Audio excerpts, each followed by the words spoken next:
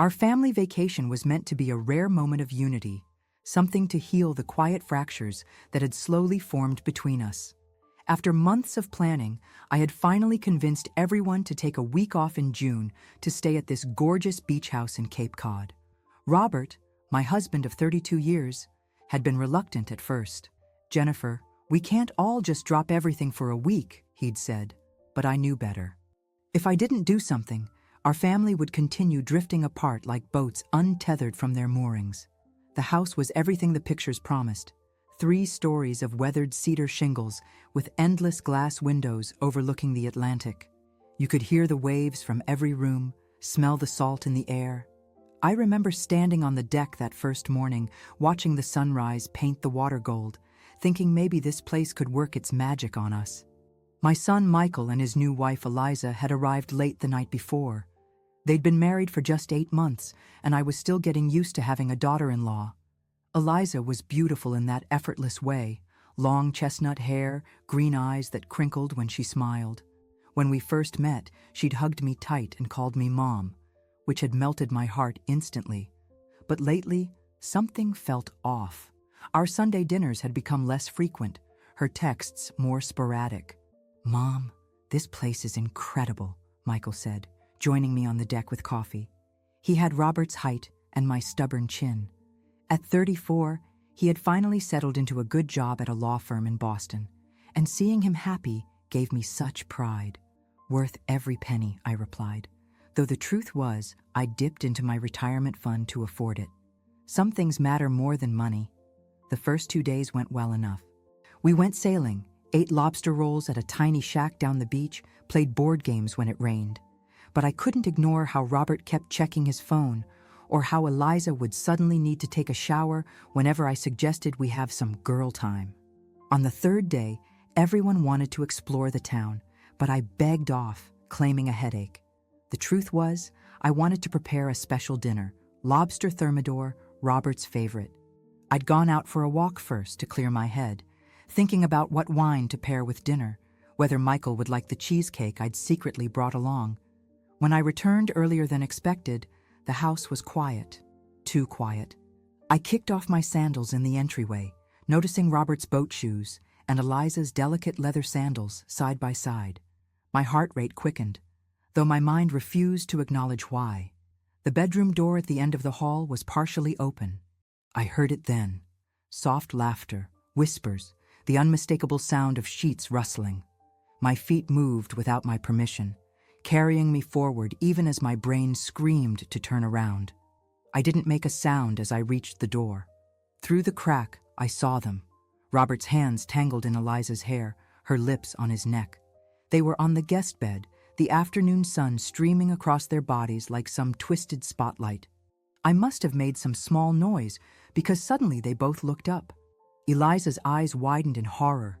Robert just froze, his face draining of color. "Jennifer," he started, but I held up my hand. The strange thing was how calm I felt. 32 years of marriage, and all I could think was how old Robert looked in that moment. The gray chest hair, the softness around his middle that hadn't been there when we met. And Eliza, my son's wife, looking small and scared like a child caught stealing. "You two deserve each other," I said, my voice steady and cold. Then I turned and walked away, my mind already racing ahead to what would come next, to the impossible task of telling my son that the 2 people he trusted most had betrayed him in the worst possible way. My son noticed something was wrong the moment I walked back into the living room. Michael has always been perceptive that way. Even as a child, he could sense a shift in mood like some people sense rain coming. I was trying to keep myself together, had even splashed cold water on my face in the hallway bathroom. But a mother can't hide that kind of pain from her child. "Mom, what happened? You look like you've seen a ghost," he said, setting down the book he'd been reading. He'd come back early from town to escape the tourist crowds, he told me later. I couldn't look him in the eye. How do you tell your child something like this? I busied myself straightening magazines on the coffee table, my hands trembling slightly. "We're leaving tomorrow," I said quietly. "Pack your things tonight." "What?" "Mom, we have the house for 4 more days. What's going on?" I shook my head. "Not here, Michael. Not now. When Robert and Eliza returned an hour later, laughing about some trinket they'd found in town, I was sitting on the deck, staring at the ocean. They'd clearly concocted some story about running into each other in town. The lie made me sick to my stomach. Dinner was excruciating. I'd abandoned my lobster plans and ordered pizza instead. We all sat around the table, Robert avoiding my gaze, Eliza picking at her food, Michael looking confused, and me silent as stone. I could see Michael watching us all, trying to piece together what had happened. "Is anyone going to tell me what's going on?" he finally asked, his pizza growing cold on his plate. Robert cleared his throat. "Your mother's not feeling well. We thought it best to head home early." The casual way he lied to our son made something harden inside me. This man, who'd held my hand through 20 hours of labor when Michael was born, who'd taught our son to ride a bike and throw a baseball, was now conspiring with Michael's wife to keep their betrayal secret. "Sure," Michael said, though I could tell he didn't believe it for a second. That night, I packed methodically, folding each item with precision while Robert slept on the couch downstairs. I heard a soft knock at my door around midnight. "Mom?" Michael's voice was small, reminding me of when he was 10 and afraid of thunderstorms. "Can I come in?" He sat on the edge of my bed while I continued packing. "Whatever happened, you can tell me," he said. "I'm not a kid anymore." I paused, a sweater half folded in my hands. "Some truths hurt too much, Michael. When we get home, I promise." The drive back to Brookline the next day was tense. Robert insisted on driving, probably to avoid conversation. Eliza sat behind him, her sunglasses hiding her red-rimmed eyes. Michael rode shotgun next to me in the back seat, occasionally reaching over to squeeze my hand. "You know," he said quietly, just between us, "whatever it is, we'll figure it out together." I squeezed his hand back, wondering how he would ever recover from what I had to tell him. I thought about all the milestones in his life: his high school graduation, the day he passed the bar exam, his wedding day with Eliza beaming in white, and how this moment would forever divide his life into before and after. We stopped at a diner in Connecticut for lunch. While Robert and Eliza sat as far apart as possible at our booth, obviously afraid of arousing suspicion, Michael watched them with narrowed eyes. He wasn't stupid. He was putting the pieces together. "Was it Dad?" he asked me later when we were alone at the restroom corridor. "Did he do something?" I looked at my beautiful boy, now a man with worry lines forming at the corners of his eyes. "It wasn't just him," I said softly. His face hardened. "Eliza?" I couldn't answer, but my silence was enough. He leaned against the wall, suddenly looking much older than his years. "I've been such an idiot," he whispered. "The late nights at the office, the weekends with her college friends, the way she's been avoiding you." "Michael, I'm so sorry." "Don't be," he cut me off, straightening his shoulders. "You didn't do this." Back in the car, the silence had shifted. Now Michael was the one radiating cold fury, staring out the window as Massachusetts rolled by. I watched him mentally replaying moments, reinterpreting conversations, his world crumbling and rebuilding with this new, terrible knowledge. Every few minutes, I'd catch Eliza looking at him anxiously in the rearview mirror. She knew that I knew. She just didn't know if I'd told him yet. As we approached Boston, Michael spoke for the first time in hours. "You can drop me at the Marriott on Tremont," he said, his voice flat. "What?" Eliza turned around. "Why would you stay at a hotel?" The look he gave her could have frozen fire. "You know exactly why, Eliza." And in that moment, I realized he had figured it all out on his own. My son, who had always been too smart for his own good. The moment we got home, I went straight to my study. Our house in Brookline was quiet, empty. Robert had mumbled something about staying at his brother's place for a few days. I didn't respond. 32 years of marriage reduced to an awkward goodbye in the driveway. I didn't take off my coat or change my shoes. I just sat at my desk, staring at the framed photos that now felt like artifacts from someone else's life. Our wedding day in Newport, Michael's graduation from Harvard Law, the four of us on a boat in Maine last summer, all smiles and squinting eyes. My hands didn't shake when I reached for the phone. They should have, but a strange calm had settled over me, The kind that comes when the worst has already happened, and now there's only the aftermath to manage. Dave Peterson, answered the familiar voice. Dave, it's Jennifer Marshall. Jennifer, how is Cape Cod? Dave had been my attorney for 23 years. He'd handled my mother's estate, helped set up my charitable foundation, and navigated the purchase of every property Robert and I owned. He knew my voice well enough to detect that something was very wrong. I need to see you. Tomorrow morning, if possible. There was a pause. 9 o'clock? Perfect. I hung up and opened my laptop. First, I logged into our joint accounts, checking, savings, investment portfolio. Robert and I had accumulated quite a bit over the years. My interior design business had taken off in the late 90s, and his dental practice had always been successful. But I had insisted long ago that the properties remain in my name, my one non-negotiable after Robert's brief gambling problem in our early years. I took screenshots of all account balances, then sent myself the records of recent transactions. Robert had been withdrawing cash, $500 here, $1,000 there, over the past few months. That was new. Next, I pulled up the documentation for my foundation. The Marshall Family Foundation supported arts education in Boston public schools. Robert sat on the board and collected a modest salary for what amounted to attending 4 meetings a year. It had always bothered me a little, but I'd brushed it off as a small concession to his ego. Not anymore. Around midnight, my phone rang. Michael. Mom, I need to know exactly what you saw, he said without preamble. He sounded exhausted, but resolute. I closed my eyes, picturing him alone in some sterile hotel room. Are you sure you want to hear this over the phone? I need to know now. I've been sitting here for hours trying to convince myself I misunderstood, that there's some explanation. So I told him. Everything. The walk, the return, what I saw through the cracked door. His breath caught once, but otherwise, he listened in silence. How long do you think it's been going on? He asked finally. I don't know, sweetheart. She tried calling me 17 times. I can't even look at her name on my screen without feeling sick. I wanted to go to him, to hold him like I did when he was small, but I knew he needed space. Michael, whatever you need. I know, Mom. I know. He paused. I'll call you tomorrow. After we hung up, I pulled out the leather-bound notebook I keep in my desk drawer. I wrote down everything I could remember. Dates, odd behaviors, unexplained absences. If Robert thought I would curl up and cry while he walked away with half of everything I'd worked for, he was sorely mistaken. The next morning, I arrived at Dave's office downtown 15 minutes early. His assistant, Marissa, took one look at me and immediately brought me a cup of coffee. He's ready for you whenever, she said gently. Dave's office was all dark wood and green leather, with views of Boston Harbor. He stood when I entered, concern evident on his face. Jennifer, what's happened?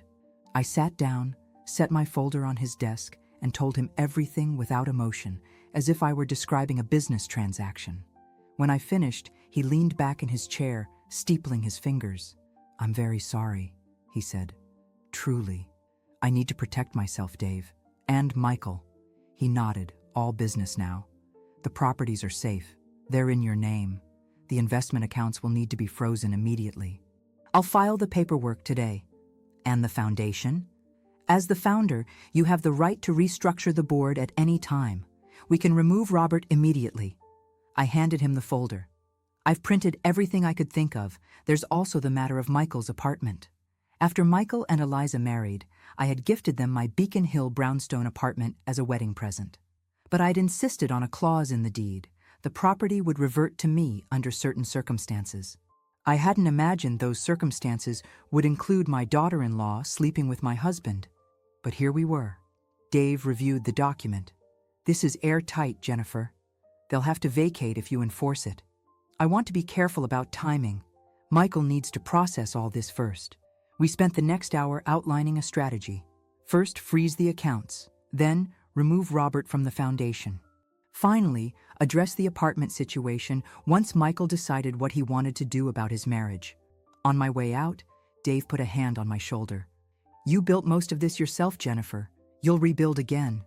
I nodded, though rebuilding was the furthest thing from my mind. Right now, I was focused on making sure that actions had consequences. When I got home, there was a voicemail from Eliza. Her voice was teary, desperate. "Jennifer, please, we need to talk." It wasn't what it looked like. "Please call me back." I deleted it without hesitation. By evening, my banker had confirmed that our joint accounts were frozen pending legal proceedings. My foundation's board secretary had been notified of an emergency meeting, and Michael had texted that he was extending his hotel stay indefinitely. Every action I took felt like placing a stone in a wall between my old life and whatever came next. Robert called twice. I didn't answer. He could talk to my attorney now.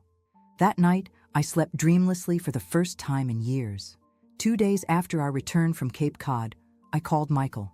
"Can you come over for coffee?" I asked, trying to keep my voice steady. "There's something we need to discuss." "I'll be there in an hour," he said, sounding like he hadn't slept. I spent that hour preparing, not just coffee and the blueberry scones he loved, but myself. I had evidence now, something concrete to show him. Dave had suggested hiring a private investigator, but I didn't need to. The digital trail Robert and Eliza had left was damning enough. When Michael arrived, I barely recognized him. His usually neat appearance had given way to stubble and rumpled clothes. The dark circles under his eyes made him look like he'd aged 10 years in 2 days. "Have you talked to her?" I asked as I poured him coffee. He shook his head. "I can't. I keep picking up the phone and putting it down again." He looked up at me, his eyes bloodshot. "I checked our phone records. She's been calling Dad almost every day for months, sometimes late at night." I nodded, unsurprised. "Michael, I found some things you should see." I handed him a manila envelope. Inside were printouts of text messages between Robert and Eliza that I'd discovered when checking our family phone plan online. There were also bank statements showing a pattern. Every time Robert withdrew cash, Eliza would deposit a similar amount the next day. And finally, hotel receipts from Robert's business trips to New York, where Eliza had mysteriously needed to visit her college roommate on the same weekends.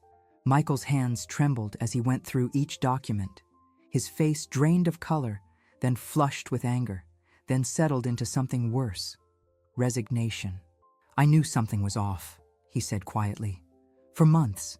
The way she'd leave the room to take calls, how she always had her phone face down. I even asked her once if she was having an affair." He laughed bitterly. "She cried and said I didn't trust her. Made me feel like I was crazy for asking." I reached across the table and took his hand. "It's not your fault, Michael. Did I miss something, Mom? Was I not enough for her?" My heart broke for him. "This isn't about you not being enough. This is about them making terrible choices." He stared at the papers, then carefully put them back in the envelope. "What happens now?" "That depends on what you want to do." He stood up abruptly and walked to the window, staring out at the garden I'd spent years perfecting. "I can't be in the same room with her right now. Maybe not ever. You can stay here as long as you need." He turned back to me, his face hardening with resolve. "No. I need to face this. I'm going to get my things from the apartment while she's at work tomorrow." I didn't tell him then about the clause in the deed, about how I could force Eliza out. That conversation could wait. The next day, Michael texted that he'd moved his essential belongings to the Marriott. He'd left his wedding ring on the nightstand. That evening, my doorbell rang. When I opened it, Eliza stood there, mascara streaking down her face, looking both angry and terrified. "Where is he?" she demanded, trying to push past me into the house. I blocked the doorway. "He doesn't want to see you, Eliza." "You turned him against me. You showed him those texts out of context."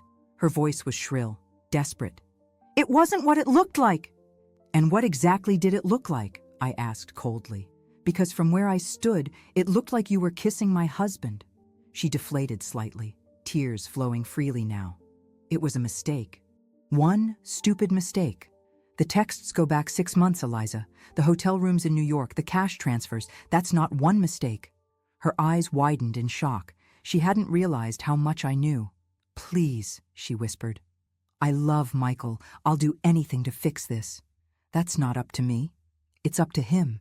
I reached into my pocket and pulled out an envelope, similar to the one I'd shown Michael, but with different contents.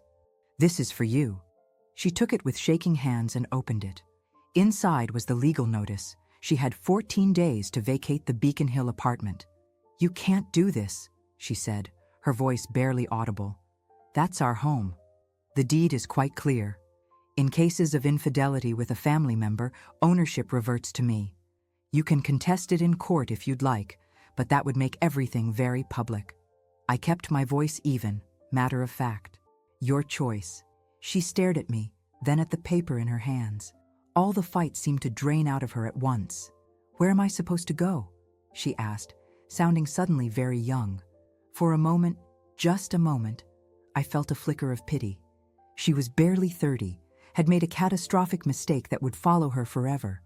But then, I remembered Michael's face when he saw those texts, and my sympathy evaporated. "That's not my concern," I said. 14 days, Eliza." As I closed the door, I caught a glimpse of her standing on my porch, the legal notice clutched in her hand, looking utterly lost. I didn't feel triumphant or vindicated. I just felt tired. Later that night, Michael called. "She came to see me at the hotel," he said, begging for another chance. "What did you tell her?" "That some things can't be fixed." His voice broke slightly. "Is that true, Mom? Are some things really beyond repair?" I thought about Robert, about 32 years of memories now tainted. "Yes," I said softly. "Some betrayals cut too deep." A week passed before Robert worked up the courage to call me. I had been expecting it, waiting for it even. Dave had informed me that Robert had hired Patricia Lawson, a divorce attorney known for her aggressive tactics. It seemed my husband was ready to fight. "Jennifer, we need to talk," he said when I finally answered. His voice had that practiced calm he used with anxious dental patients. Face to face. "I have nothing to say to you, Robert." I was sorting through old photos as we spoke, separating the ones I wanted to keep from those that would go into a box in the attic, or perhaps the fireplace. "Please, Jen. 32 years has to count for something." I closed my eyes, wondering when exactly he had stopped loving me enough to be faithful. Had it been gradual or sudden? Had I missed signs for years? "Fine," I said. "Tomorrow. Cafe Nero near the courthouse. Noon." "Thank you," he breathed, sounding relieved. "And Jen, I'm so—" I hung up before he could finish his apology. Some words were too little, too late. The next day was unseasonably warm for October in Boston. I dressed carefully. A navy pantsuit I'd bought in Milan last year, pearl earrings my mother had left me, subtle makeup, armor of a sort. I arrived 15 minutes early and chose a table in the corner where I could see him approach. Robert walked in 5 minutes late, looking thinner than I remembered. He'd always been handsome, salt and pepper hair, the kind of smile that put people at ease. Now he just looked old and afraid. "Thank you for meeting me," he said, sitting down across from me. He'd brought me a chamomile tea, my usual order. I left it untouched. "What do you want, Robert?" He fidgeted with his wedding band, which he was still wearing. "I made a terrible mistake, Jen. The worst mistake of my life." "Which part was the mistake? Starting the affair or getting caught?" He winced. "I deserve that. I deserve worse, actually." He leaned forward, his eyes pleading. "But I want you to know it didn't mean anything. It was stupid and selfish and—" "Stop!" I held up my hand. "Do you really think that makes it better? That you threw away our marriage for something that didn't mean anything?" He looked down at the table. "No." "And what about Michael, your son? Did you think about what this would do to him? I never meant for any of this to happen. Eliza and it just—" "Spare me the details," I said coldly. "I'm not interested in how or why it started. I'm only here because Dave suggested I hear what you have to say before we proceed."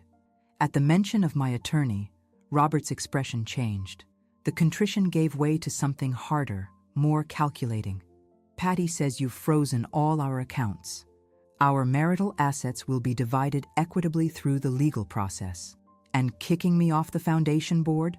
Was that necessary?" I laughed incredulously. "You've been drawing a salary for years for doing absolutely nothing, Robert. Did you really think that would continue?" He looked around the cafe, lowering his voice. "I built that practice with you, Jen. Half of your clients came through my dental office. You wouldn't have the Marshall name without me." There it was, the entitlement, the anger that had probably been simmering beneath the surface all along. I opened my purse and took out a document, sliding it across the table. "What's this?" he asked, not touching it. "A divorce settlement. Dave and I drafted it yesterday. It's more than fair. You get half of our liquid assets, your retirement accounts remain untouched, and you keep your practice property." He scanned the document, his frown deepening when he reached the second page. "The Cape Cod house? Will be sold. The proceeds will go to Starting Over, that shelter for women leaving abusive relationships."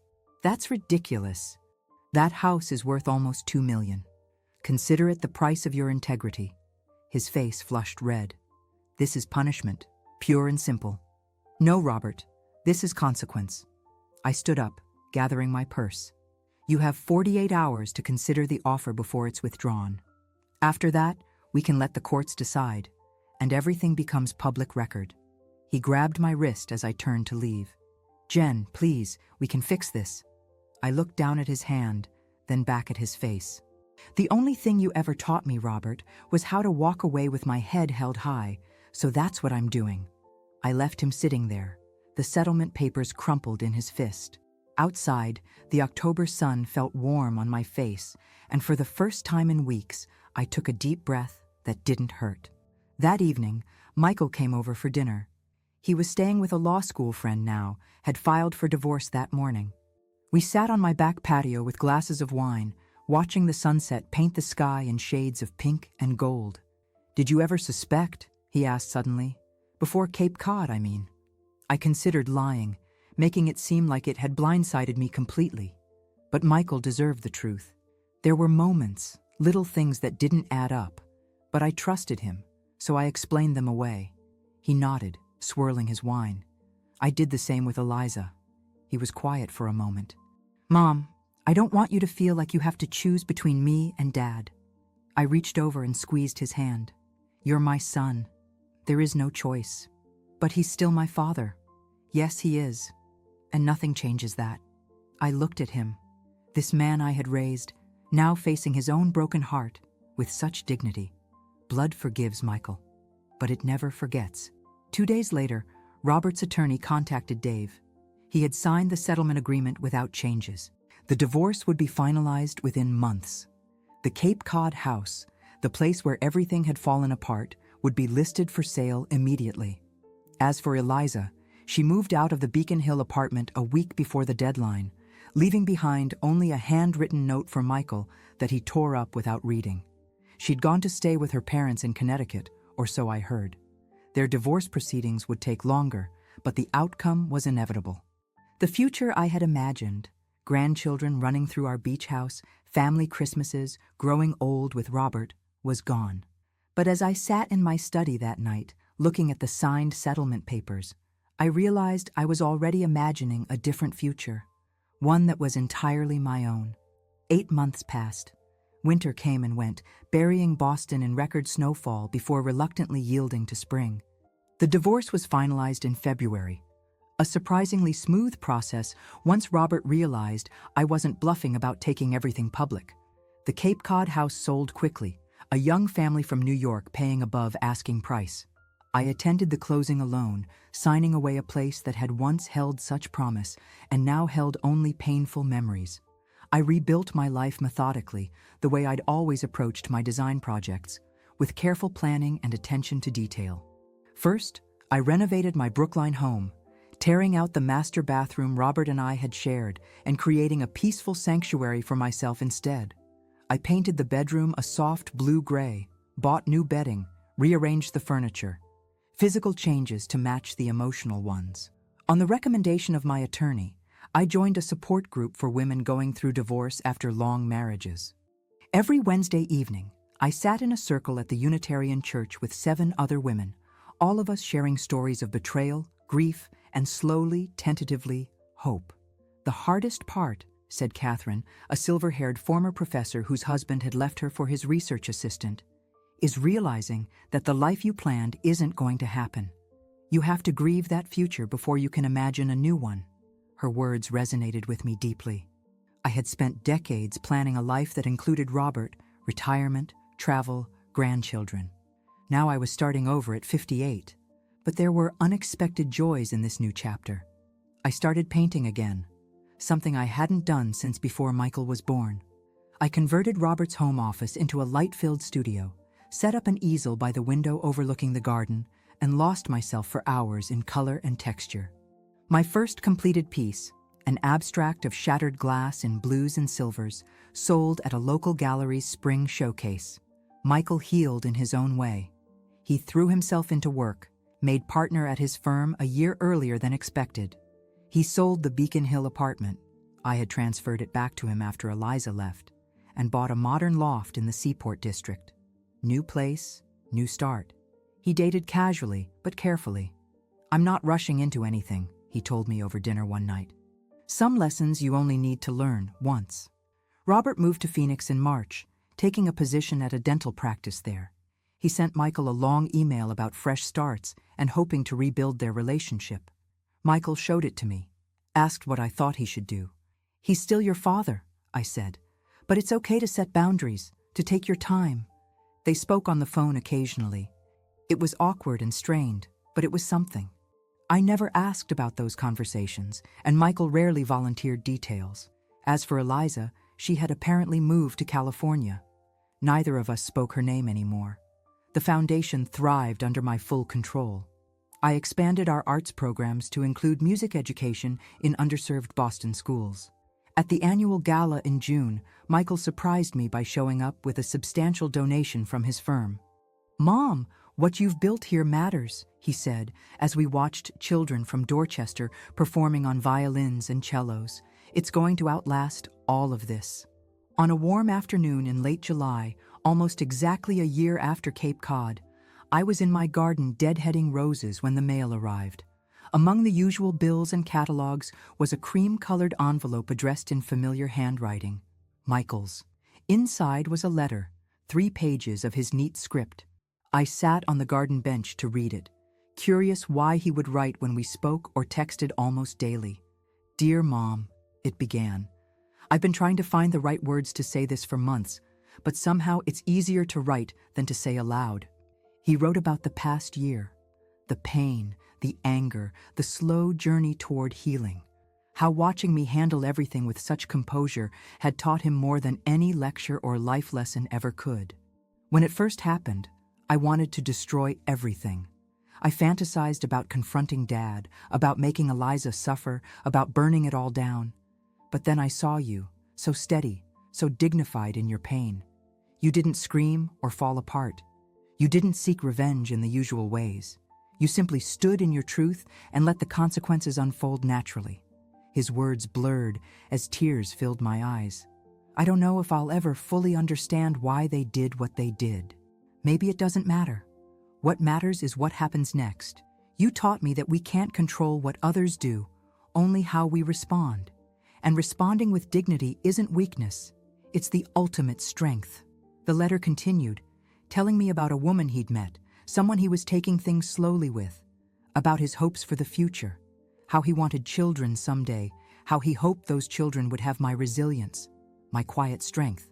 "I want you to know that whatever family I create will be built on the foundation you showed me: honesty, integrity, and the courage to walk away from anything less.